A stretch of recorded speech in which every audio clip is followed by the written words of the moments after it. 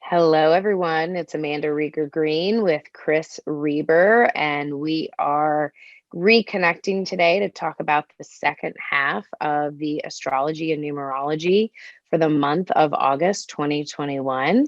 And both of us, before we got on this call, basically just had to vent and take a little bit of an exhale because it's been rocky and we It's the third we day and it's been rocky. it is that we're recording this August the 3rd, and both of us are basically buckled in and hanging on for dear life. And we've been triggered, we've behaved, harshly or drastically to people we care about or to ourselves. We'll have moments of clarity and then moments of messiness. So what we were talking about is that we really felt this shift of energy and it's been coming. Obviously 2020 was a massive shift for everyone in the collective, but then as we moved into 2021 there was just kind of these waves of energy starting to shift. But June was a really pivotal and transitional month, especially with the eclipse cycle starting, and so we're in our new normal. I mean, and there's nothing normal about it. I'm just using that language because it's simplified. Mhm. But this new normal that we're in, this new energy that feels intense, that feels messy, that feels uncertain, that feels inconsistent or up and down, that feels impatient, chaotic.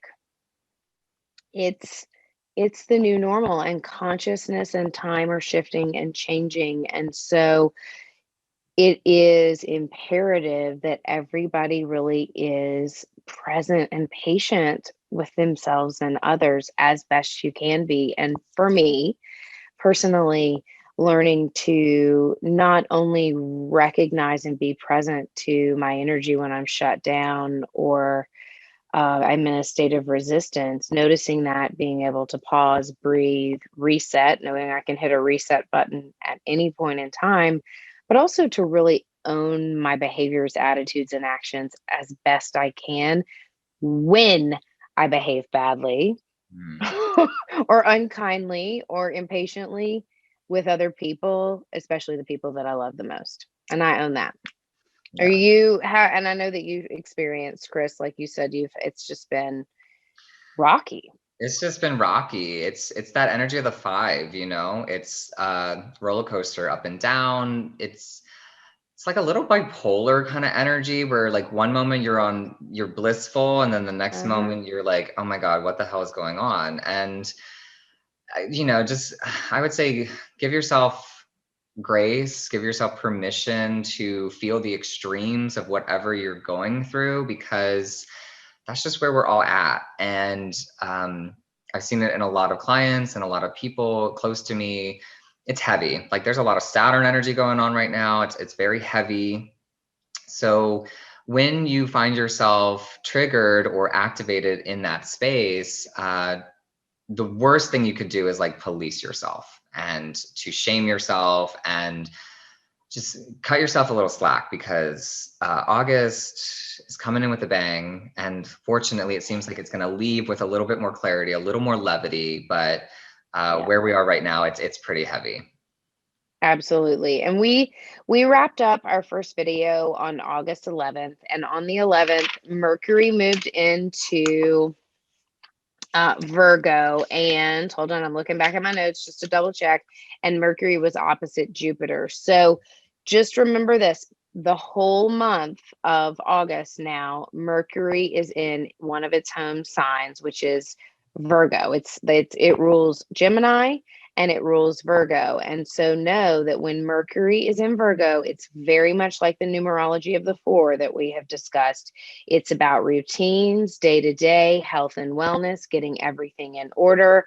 It is very perfectionistic. It Mhm. couldn't be harder on itself mentally. So the ego can be triggered so extensively. So be mindful of your mind and Yeah. being super hard on yourself, judgmental of self, judgmental of others. So projecting those judgments or those intensities you're feeling. Well, what I love about Mercury in Virgo My husband's a Mercury in Virgo. One of my best friends is a Mercury in Virgo in their natal charts. They are communicative, they're detail oriented, they're so precise and articulate in the way that they do things. But when I give my husband a list to go to the grocery store, he like if he sees something fresh, he doesn't just pick it up, he follows the list. And so it's great that he's methodical in his routines and his list, and he's really good with that. And he helps keep me in check, especially with health and wellness routines. But sometimes there's this loss of creativity, there's this loss of flexibility. And that reminds me of the energy of the numerology of four, which we're in a 4 month. And the four loves routines, processes, organizations. It's very formulaic, it's binary, it gets us solid foundations, it clears clutter. It's so it can be very rigid versus flexible. And the five, the universal year of the five in 2021 is all about dynamic shifts and changes, becoming adaptable and flexible. So it's a very conflicting energy. So, my advice, especially having Mercury really very active this month in general and in Virgo in its home sign, yes, it's a great time to start a health and wellness routine, to be mindful of your day to day, but also where can you find more space in your day, in your plans, in your routines, in your checklist? Mhm. Where can you find more flexibility, adaptability, more time, more energy, more patience? Asking yourself for that. And for me, the easiest way I do that is when I make my to-do list. I a lot of times, and I share this with clients, and I've done this for years, and I don't always remember to do it, but I'm pretty mindful of it. A lot of the times, if I write out a to-do list when it's one of those busy days, I will write at the top of the to-do list, it is my intention that the items on this list are completed with joy, ease, quality, a quality of interactions, and an abundance of time effectively and efficiently. So I write out, it is my intention that the items on this list get completed with joy. I start with joy versus effectiveness and efficiency, because Yeah. that would be the Amanda go-to. And I start it with something that's like everything today is going to get done joyfully, with ease, organically, with an abundance of time. You know, Uh, so conditioning your day, starting out your day this month, waking up, especially in the second half of the month, saying, today it is my intention that the things that cross my path, the people, the experiences, I am able to show up with flexibility and still feel grounded, stable, clear, and effective, in my interactions. mhm. So, yeah. And whenever we find ourselves, so Mercury does really well in the sign of Virgo. And Virgonian energy is very good at looking at the minutia and the details. I always say the devil's in the details when it comes to Virgo. Yeah.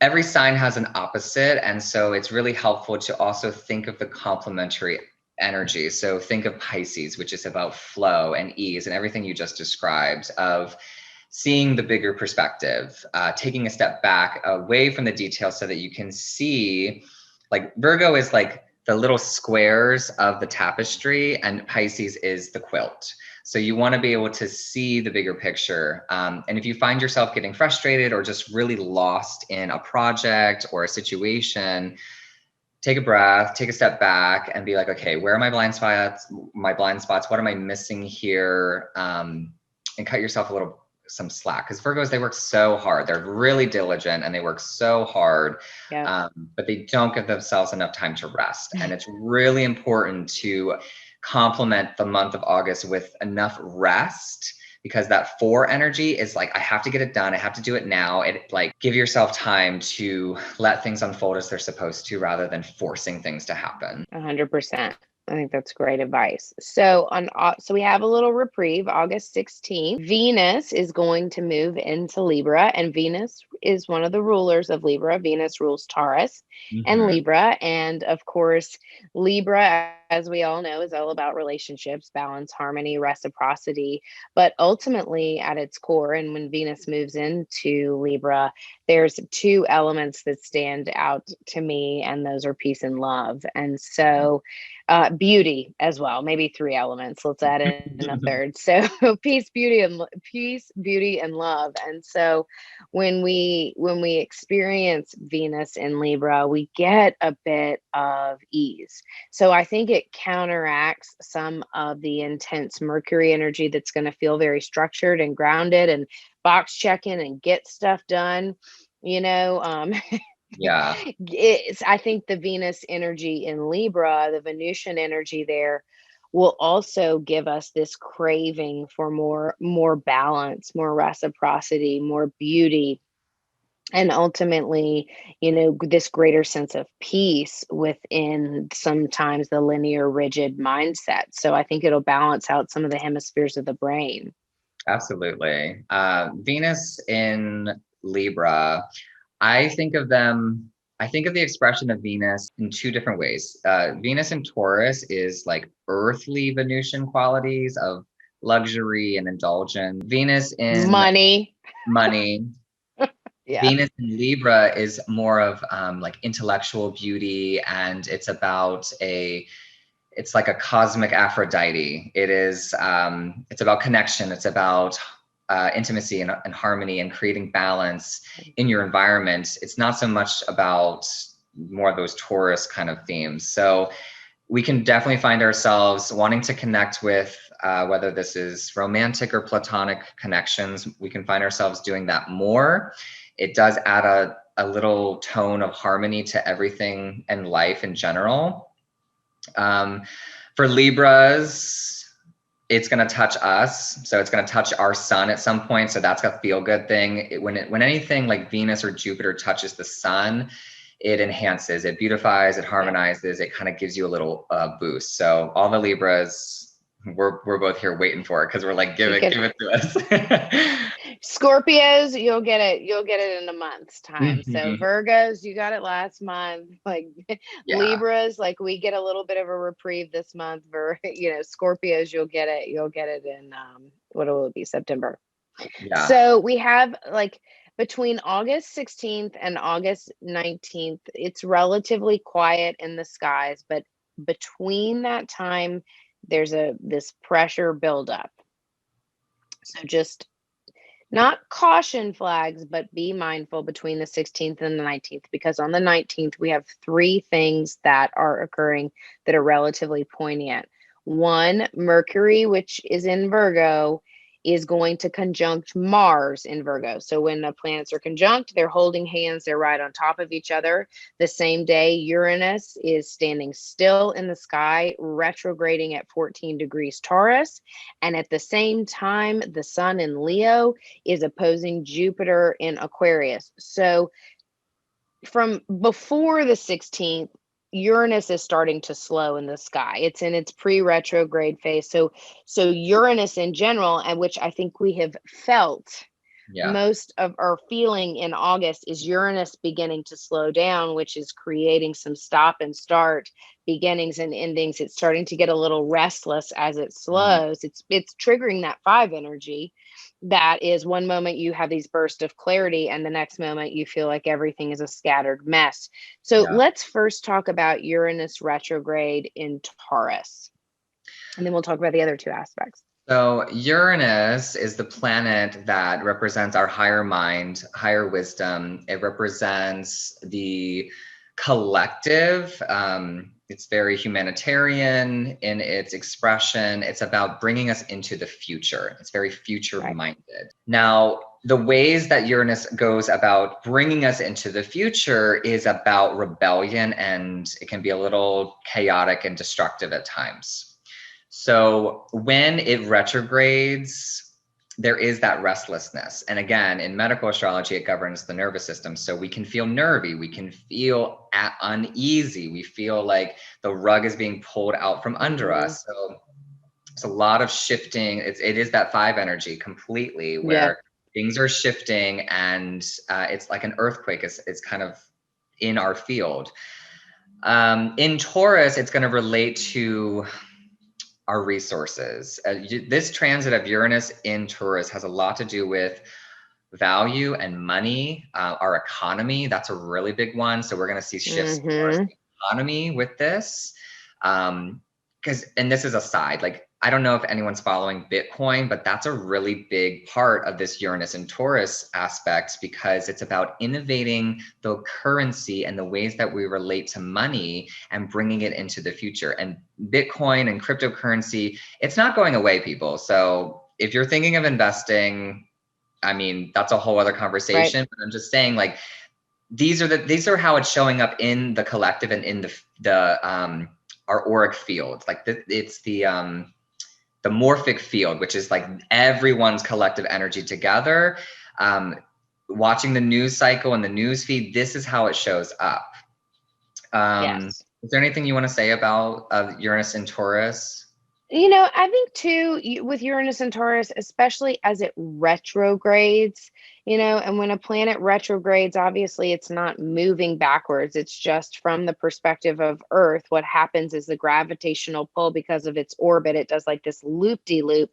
The gravity changes. So the interaction of energy changes with a planet in its relation to planet Earth. And so it turns it back inward.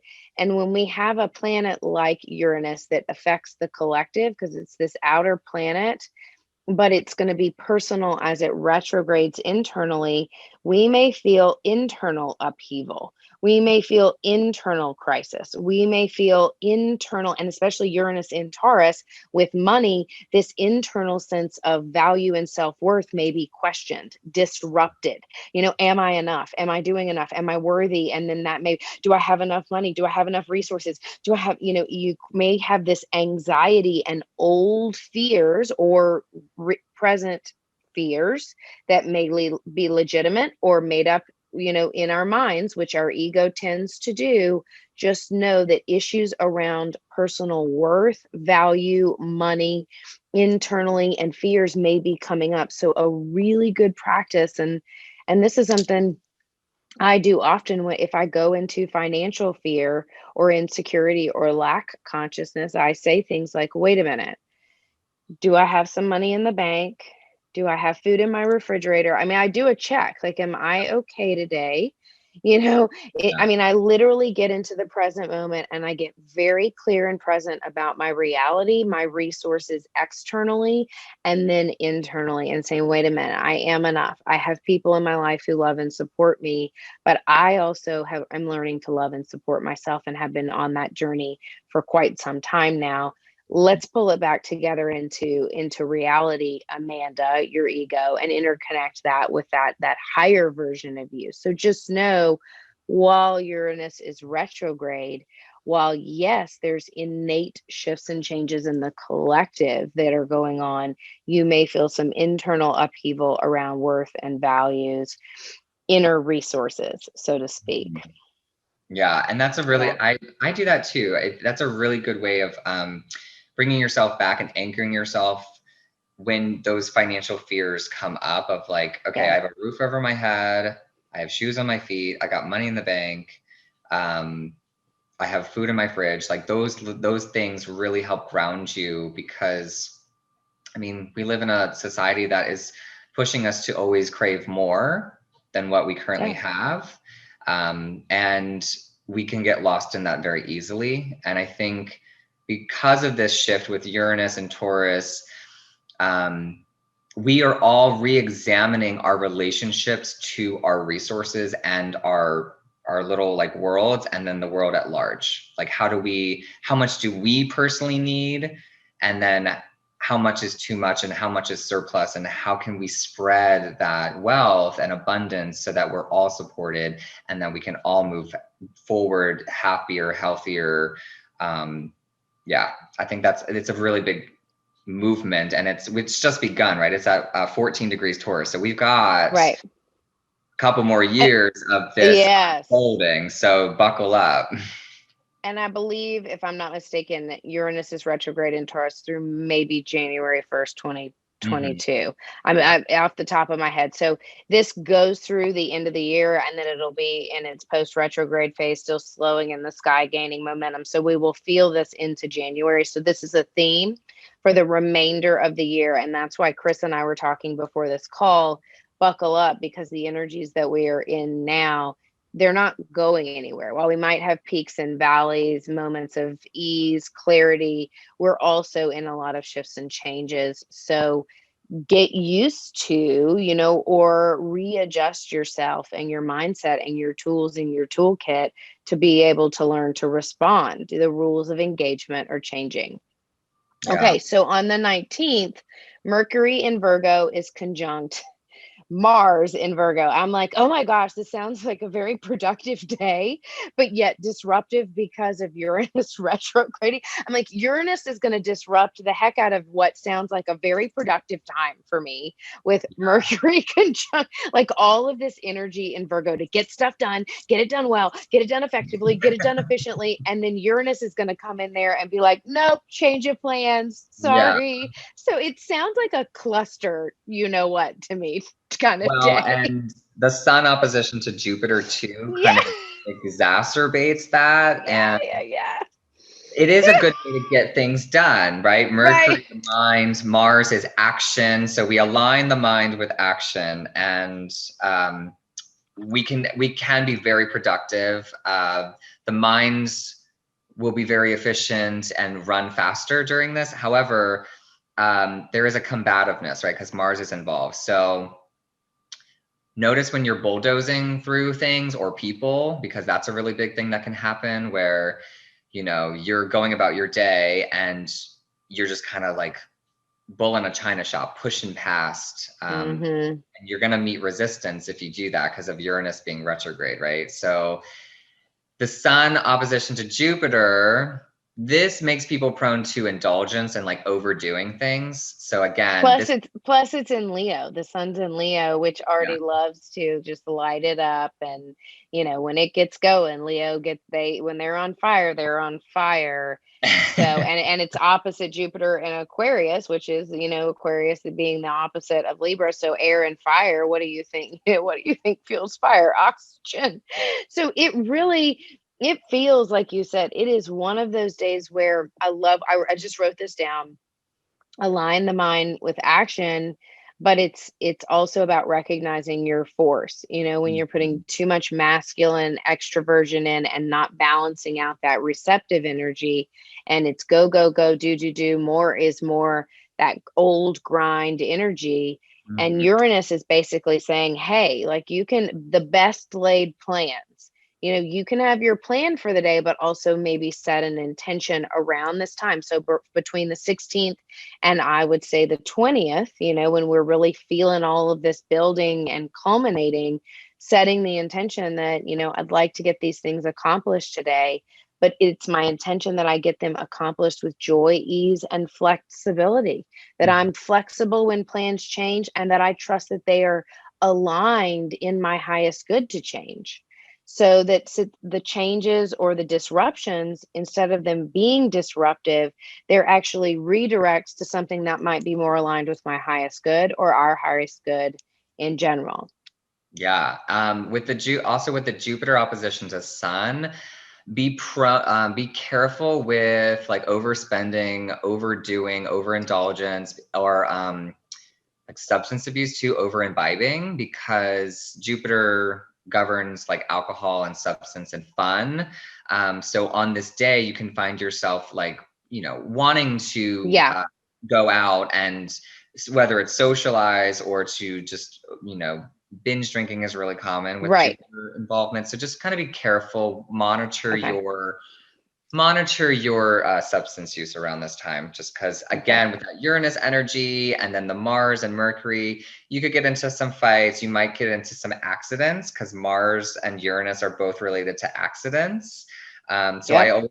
I always have caution when I see that kind of those alignments together. And I was just looking at my phone. I was like, okay, so that the 19th is a Thursday. So I would say, and the 16th, when we have Venus moving into Libra, that's a Monday. So I would just say the week of the 15th, it's one of those weeks to show up, be flexible, be mindful, be responsible, yet also to really intend for joy, to intend for being in the right place at the right time. So setting intentions around things, being fluid and organic, yet also feeling more stable versus, the instability that may be in the skies during those days. Mhm. Okay, so on August 20th, we have some good vibes, good vibrations. Mercury in Virgo is going to trine Uranus in Taurus. So we've got a bunch of some good juju around earth energy there, which feels very productive to me in many ways. Yeah. And maybe like a little bit, so like something could come out of the blue that could be shock and awe or surprise, or an opportunity could appear, but always with trines and sextiles, we have to reach for those opportunities when they come knocking. So it feels like on that day to me, or at least, the 19th, 20th, 21st, if someone is showing up and asking you to engage in something or do something that might be a little out of your comfort zone, but it's something that feels exciting or innovative and might scare you a little bit, it's your job to really say, does this feel good to me? Is it going to push my boundaries? And then say yes. Yeah, the Mercury trine to Uranus, it's really good for creatives. So if there's any kind of content or things that you're working on, this is the time where, the higher mind and the lower mind, they're in harmony together. So Yes. anything that you can do that is creative and generative is going to be really supportive to you during this time. And again, expecting unexpected opportunities. Mercury also represents our friendships. So this could be like new connections or new networking opportunities. So just kind of keep on the lookout for what kind of circles you find yourself in around that time. And take a risk, Absolutely. right? Uranus energy, it's about taking a risk and going against the norm of whatever your norm is. Yeah, pushing the edges. That always makes me think of yoga, and Mhm. in yoga, and really pushing your edge, yet doing it mindfully. I mean, we can push too far and then pull a muscle, or fall down. And so it's not about pushing the edge so far or the envelope so far that you're putting yourself way out of bounds, but pushing enough that you really are pushing past or beyond, and opening your consciousness and your mindset beyond some fears or limitations that may or not be, may or may not be real realities for you. So on the 22nd, the sun, with 22nd is a big day because the sun enters Virgo, but before the sun enters Virgo.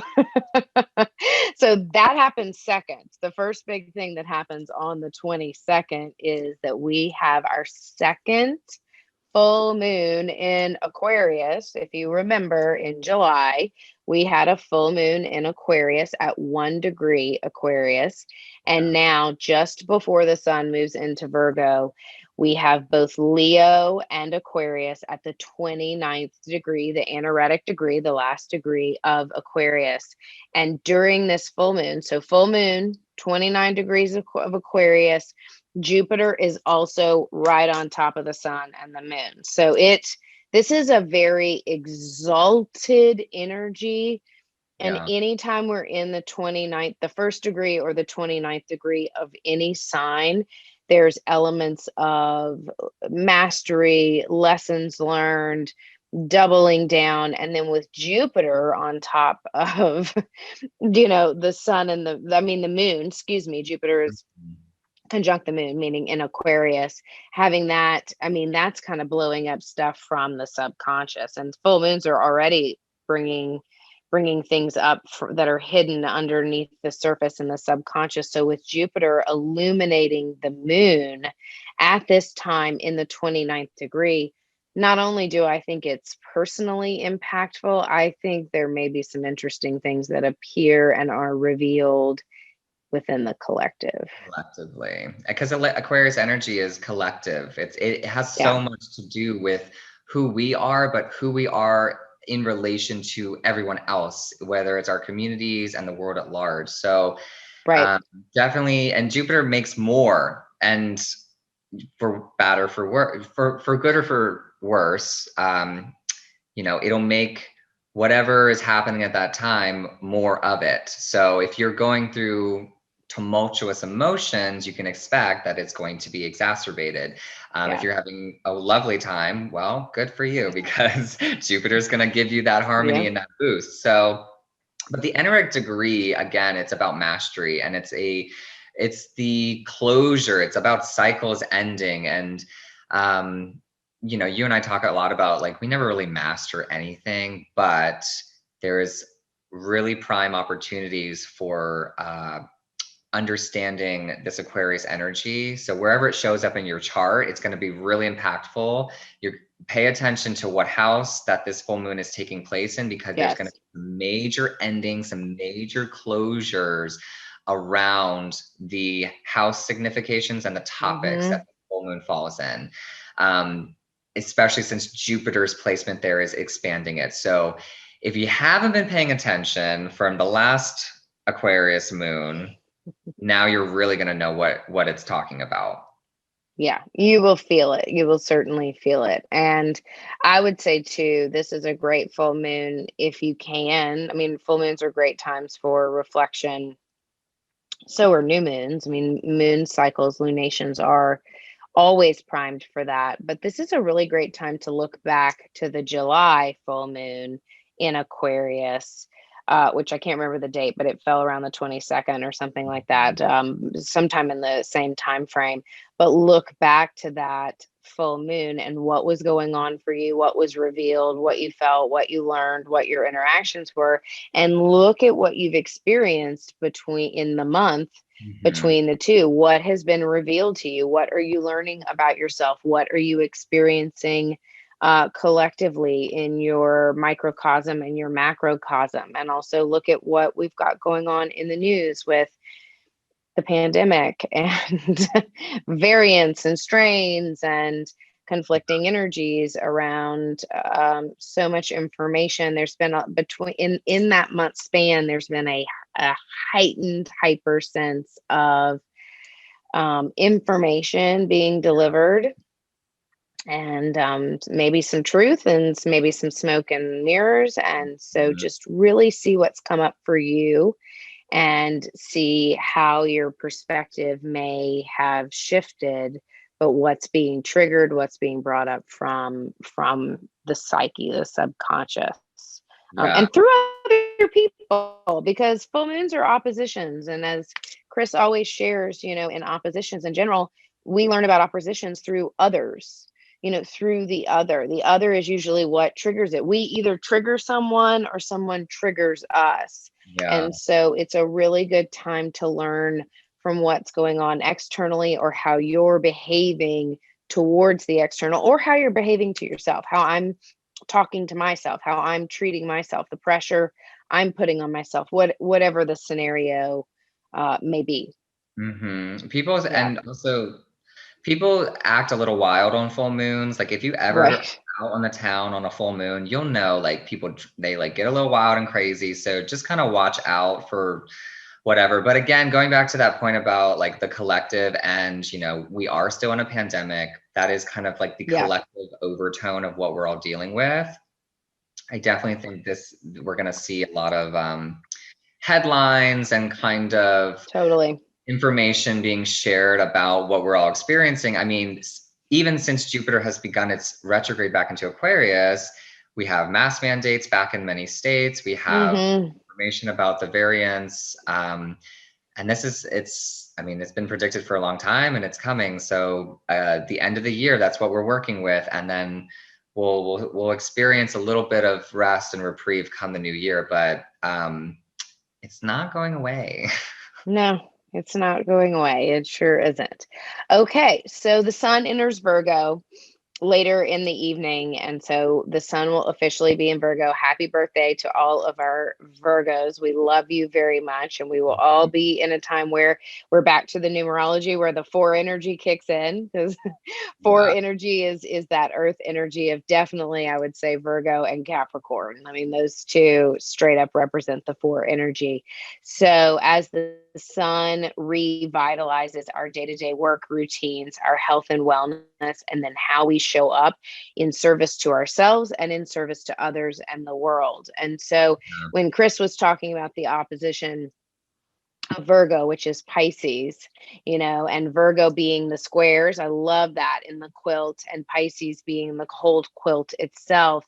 The axiom of Virgo and Pisces, yes, it's about health and wellness, but it's also about our spirituality and our spiritual being and our service and our connection to others. It's such a poignant opposition and axis of balance of how we exist as human beings, but as spirits, as souls that have incarnated in onto earth at this time in our human body. So I think this transit with the sun through Virgo is going to be very interesting. And for me, and some of my suggestions would be, this is apart from maybe thinking about your health and wellness routines, really thinking about your mental health and your emotional health, apart from just exercising, drinking water, eating well, being mindful of day-to-day routines and time and energy, but also really being able to pay attention to your mental health and well-being, your emotional health and well-being. So the self-care element of things, because the energies are extremely complex and intense. And I'm in the States right now. I'm in Austin as we film this, and I'm used to being in Belize. And when I'm in the United States, it's a completely different energy. And people, it feels very ungrounded. People are very scattered. I get scattered and have to really double down on my meditation or my spiritual practices, my exercise. Yeah. So we're all experiencing a significant amount of external consciousness pressure, and it's not going anywhere, guys and gals. Yeah, that's like I feel like we said that so many times over the course of this video where it's not I going away. know. It's I not just, going away. It's not going because away. we both do client work where Yeah.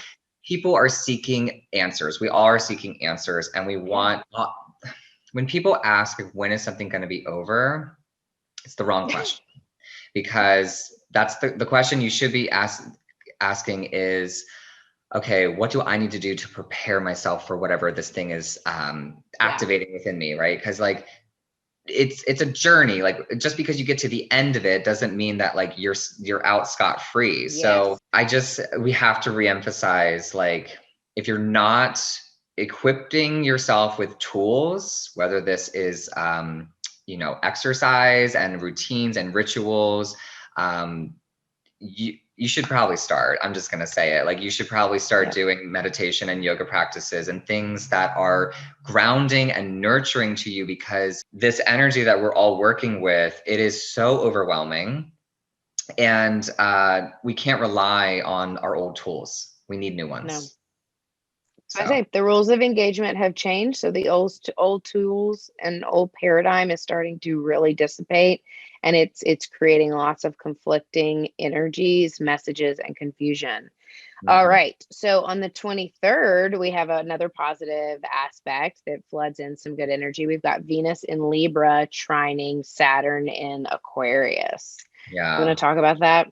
I love this transit because I do too. this is so good for budgeting. Like, if you have money It is. issues, this one can, like, it can help fortify and ground your finances. So if you've been in a tough space, this can kind of allow you to get ahead, or find better just understanding of like where you are financially. It can bring opportunities. It's very grounding and anchoring with our personal relationships. So again, if there's been some tension in the beginning of the month with friends, lovers, parents, whoever, this can kind of help quell whatever you've been experiencing, because Venus is relationships and Saturn is fortifying. So those two together, it really allows us to see where people are coming from. And Venus will be in Libra. So again, Libra does really good with understanding where the other person is coming from and finding reciprocity wherever it is. So I'm looking forward to the 23rd just because I feel like things have just been so frenetic, and I feel like we do Yeah. need a little bit of Saturn energy to ground us. Absolutely. And then that'll resonate with the numerology of the energy of the force. So, again, balancing your budget, whether it's your internal budget, your literal budget, your spiritual budget, Mhm. your relationship budgets, really think about balancing the budget. How can I balance my budget in this energy? And what does that mean metaphorically or literally? Really considering it considering the scales that way. And Saturn will help you to gain some clarity, grounding, and a little bit of action oriented energy that is not frenetic, Yeah. which is so much of what we've experienced. So Mhm. on the 25th, which is actually my father's birthday, he's been deceased over 22 years. So happy birthday to my dad, Louis Rieger Mm. Sr. But on the 25th, we've got Mercury in Virgo opposite Neptune in Pisces. And this is the first, I think this is the first Neptune aspect we've had all month. I Yeah, mean, thank major. There's other minor transits, of course, that go on, Mhm. and aspects that Chris and I aren't bringing up, but we're doing the highlights for you. But it's really the first one that's happened this month. So Mercury is in Virgo, is opposite Neptune in Pisces. Yeah. So we had a Venus opposition to Neptune earlier in Right. the month. This one, Okay, you're right. yeah, so it's similar, but okay. So this is a day where you're probably going to feel really foggy minded because again, Neptune governs fog. It creates obscuration. I always think of Neptune like you're on a boat coming into the shore and then a mist rolls in and you're looking for the lighthouse, but you can't see it because it's so foggy. So this is a day where you have to grant yourself a little bit extra permission and grace of you're not going to get the answers that you're seeking. Um, you're not going to be the most productive. There's not a lot of mental clarity on this day. People are also prone to projection because Neptune is really good about putting Hmm. your stuff on other people or vice versa. And since it is an opposition, we're going to experience it relationally through other people. So just again, give other people some grace if they're coming at you projecting stuff. Just be like, whoa, that's not mine, that's yours, and step away because this is a day where we're also prone to idealistic thinking. So if there's a situation, a circumstance, a person that you have romanticized, idealized in Yeah. your mind, um, it's probably time to like come back to reality. Yeah. And practicing patience, Mhm. and being able to say, hey, higher self, I'm feeling uncertain or uncomfortable or unclear, overwhelmed, whatever it is that you're thinking, feeling, experiencing. Hey, higher self, show me the direction and give me the patience to receive the wisdom.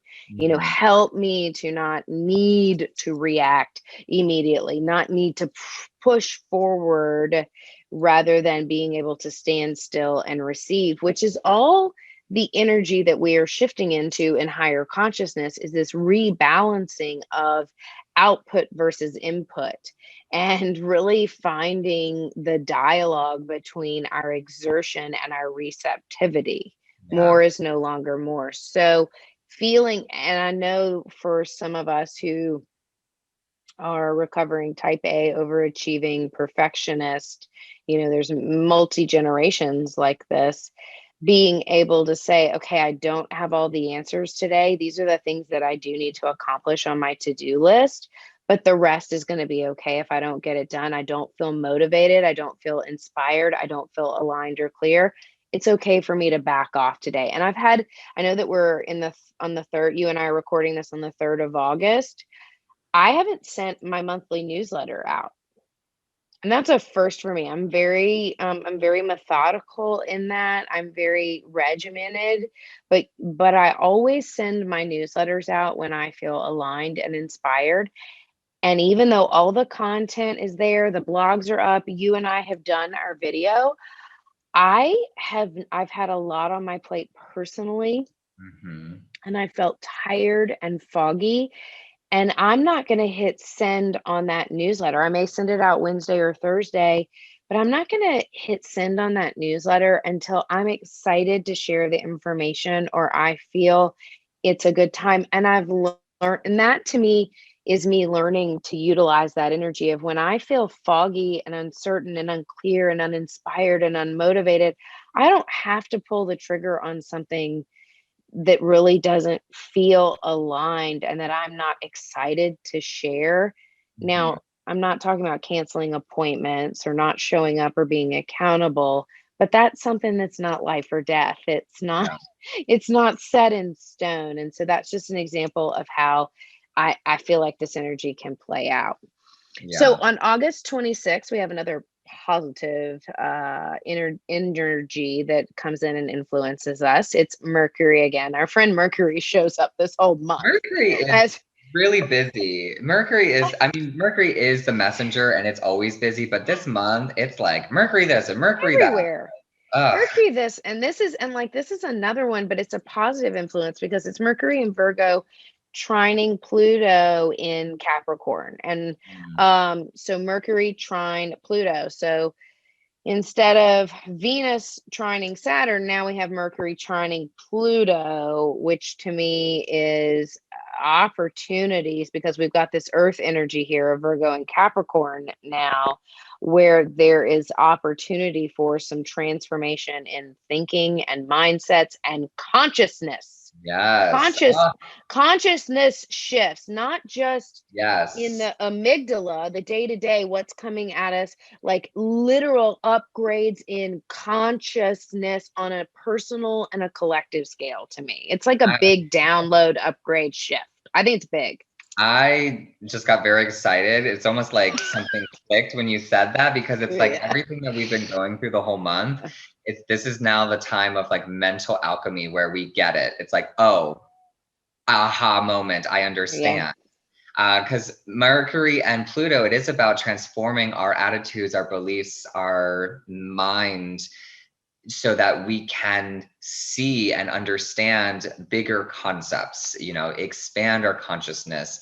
Um, there is the potential for just a lot of expansion, a lot of growth, a Yeah. lot of transformation. And you and I are both very Plutonic people. We deal with Pluto on a day to day basis. So I feel like if other people have a lot of Scorpio or a lot of Pluto contacts in their chart, you're going to reap the benefits of this one and you're going to be like, oh, okay, I get it. I get it.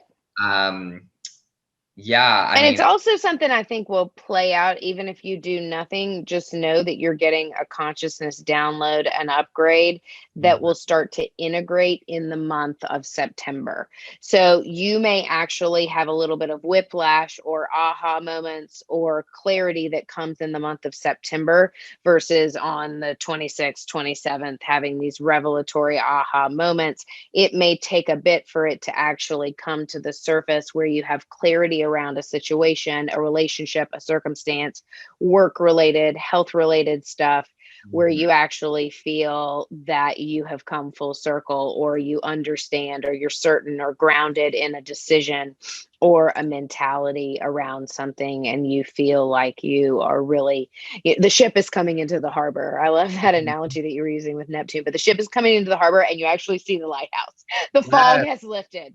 yes, the fog Has has lifted. lifted Yeah. and Pluto provides the potential for healing. It always does. It works through destructive forces, but there's potential for healing. So this is again what we were talking about, like outgrowing those mindsets that we've inherited from family or society, and it's like we get it. It's also a really good time for psychic downloads. So you just may find yourself a lot more psychic-y during this time. It's a really good time for doing research, getting into things, whether that is a project or it's work related or just therapy and going inside and figuring out your own stuff. Because again, there's that potential for seeing yourself or understanding yourself in a whole new way. where it's like you had blind spots and now it's like, oh, I get this. I I understand get it. why I am who I am, or why I react this way, or why I'm triggered this way. And there won't be judgment around it. There will be an understanding. There will be an acceptance around, okay, I get it and I can move forward. Yeah, and even around that acceptance, it brings up maybe a potential forgiveness. There may be a reconciliation or a resentment that is cleared. And so a reconciliation or an element or opportunity for forgiveness. So Yeah. there's the alchemy and the healing that you were talking about can be quite profound on a personal level, on a karmic level, on a soul level. Yeah. And we round out the month with Mercury entering Libra. So while Mercury has been in Virgo, illuminating, its home sign of Virgo, now we've got Venus in Libra, and Mercury will move into Libra. And remember, Libra is an air sign. Mercury does rule Gemini, and so it does rule the element of air and the mind. But Mhm. this will be more about, to me, from a higher perspective, I'm always about interconnecting the right and the left hemispheres of the brain. And so I think while Mercury is in transits through Libra, which it will retrograde in Libra as well, like that will Oh, the be Mercury retrograde is the coming. Mercury retrograde is coming. So just get ready. But for right now, Mercury is entering Libra. I will say this: all of the consciousness downloads, upgrades, and shifts that are going on, this is a very good time to practice some neural patterning. So brushing your teeth with the opposite hand, taking a left where you might take a right, changing up patterns and routines so you can build new neural networks and new neural pathways in the brain. So Libra being about balance and harmony and beauty and all of those things. We talk about intellectual beauty, but I also think it's a really great time to mentally work on new agility, new mindsets, seeing things from different perspectives, being able to shift our consciousness and our perspectives in how we interact and how we communicate. Yeah. Oh, I love that. The neural, what did you call it? Neural. Neural patterning.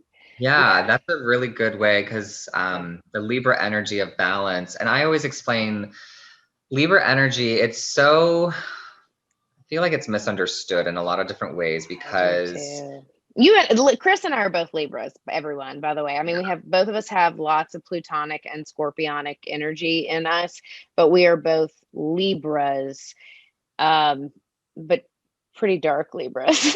Heavy, not dark. I mean, we can be joyful and light, but we're more dense in our Libra energy than most, I yeah, would we're say. less, it's not this flittery. A lot of people think Mm-mm. like Libra is so flittery and airy, but um, Libra does really well. They are always seeking balance. They rarely find it, which is it feels like a cosmic joke, honestly.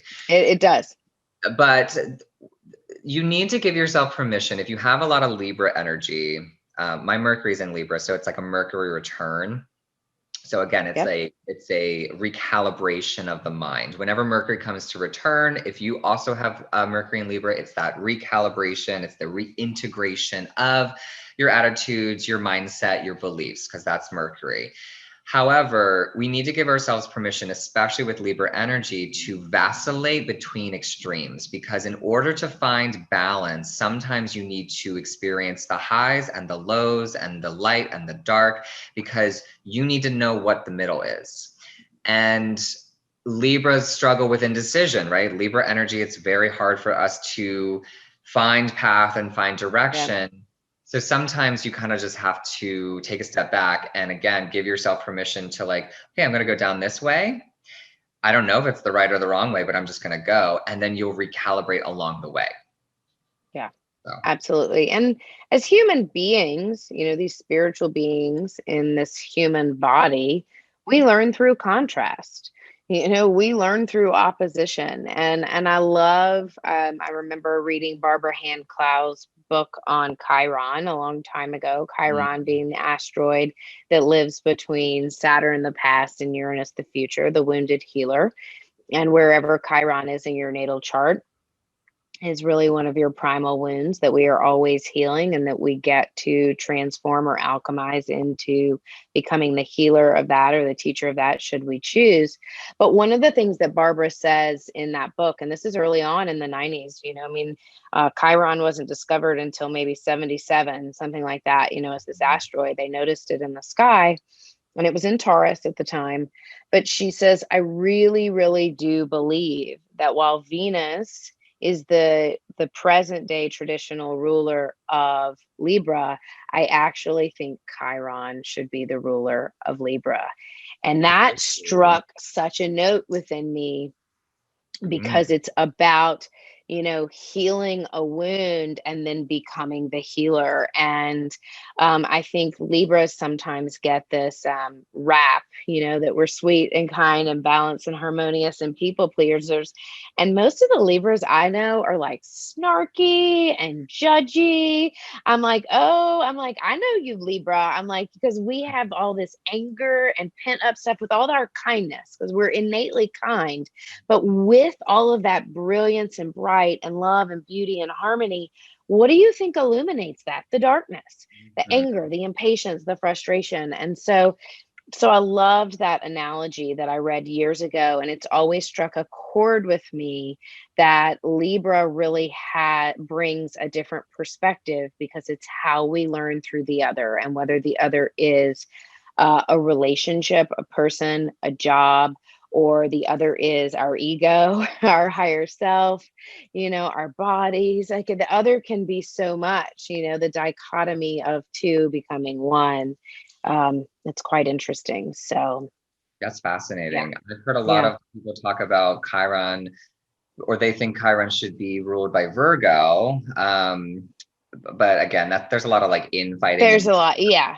about who should rule who. But Who should I think rule what? Exactly, that's exactly. a There's really so good. much discussion between that. We'll probably get some comment and somebody on this, an astrologer that'll have, a comment, which is great. I love the discussion because nothing is set in stone, and the discourse of it is what's so fascinating. Mhm. So in general, the takeaway, the second half of this month, yes, there will be some turbulence, but it feels like there are going to be moments of clarity, moments where we really are able to rise up, to see things from different perspectives, to feel some moments of peace and ease.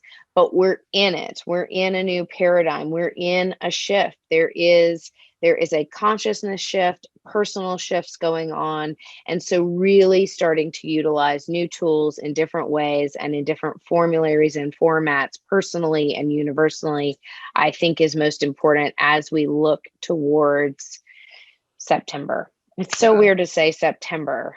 I mean, yeah. 2021, we're almost in the fall. Like we're moving into the fall. After this is over, we move into the fall.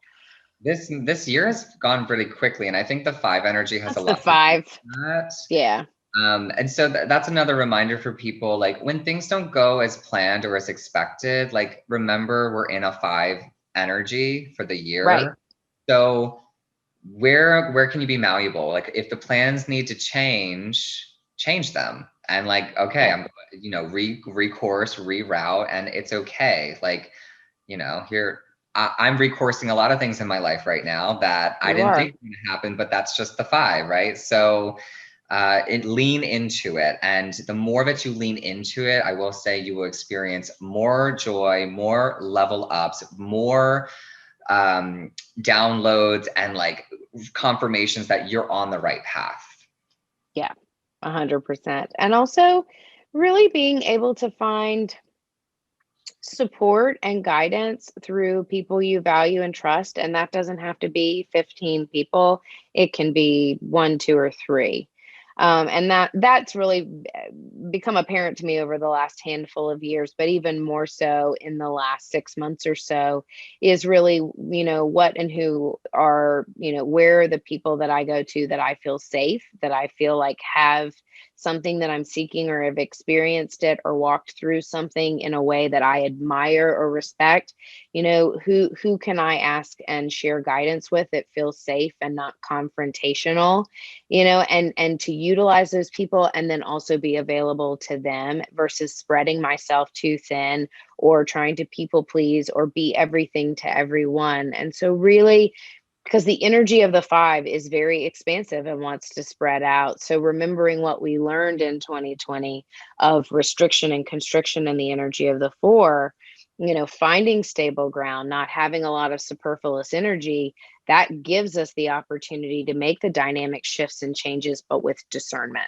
and with not the right support system, but the most aligned and healthy organic support system at this phase of your evolutionary journey, personally and universally, soul level, human level. Yay. Yeah. All right. Thanks everyone for joining us.